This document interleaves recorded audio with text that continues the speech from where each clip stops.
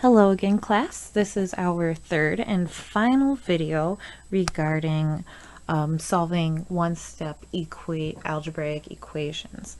Now, in the previous video, at the end of the second video, I provided an example where we had addition in our equation, and then we had to cancel it out by using the opposite of addition, which is subtraction.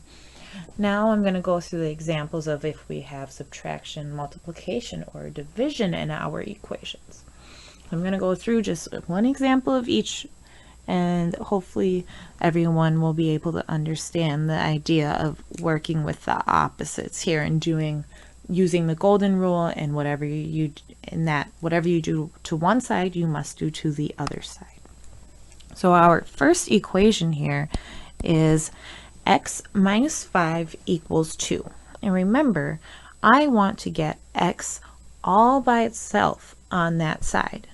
So I'm left with a minus 5. What is the opposite of minus 5? Well, that would be plus 5. And if I'm adding 5 to my left side, then I must also add 5 on my right side. So I bring my equal sign down in the middle, and then negative 5 and a positive 5 cancel out, so I'm left with x on the left side.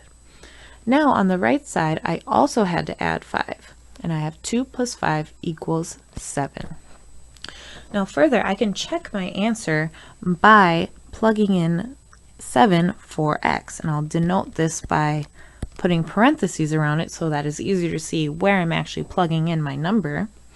And so I'll have 7 minus 5 should equal 2. So I'll just put a question mark over that because we want to make sure that it holds true.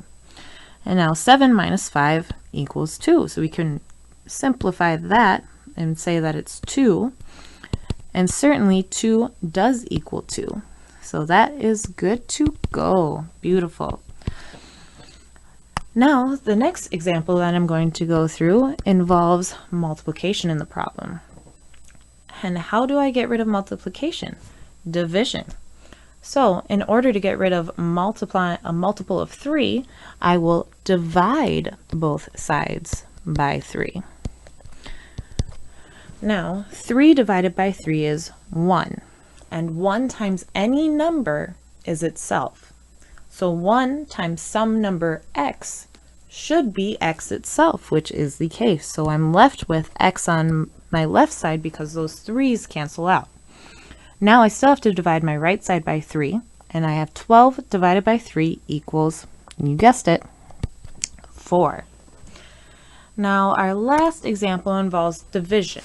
And division just looks a little bit trickier. It might be a little bit harder to set up, but really all you're doing is the reverse version of multiplication. When you're multiplying in the equation, you divide. When you're dividing in the equation, you must multiply in order to cancel out. So I have x divided by 6 equals 5. And I can cancel out this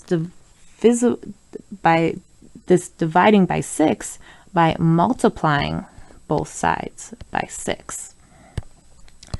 So this dividing by 6 and then multiplying by 6 cancel each other out.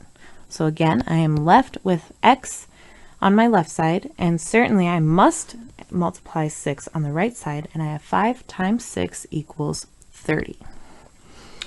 Now, for class, I would like you guys to check my answers for number 2 and 3. I want you to show me that x does equal 4 in problem number 2, and that x does equal 30 in problem number 3.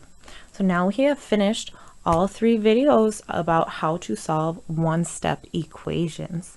If you have any questions, bring them to class with you. We'll be working through some more problems, and we'll hopefully have time to start solving two-step equations in which we may have both addition and multiplication, or subtraction and division, any of the combinations of them. So good luck with your homework assignment, and I will see you in our next class period.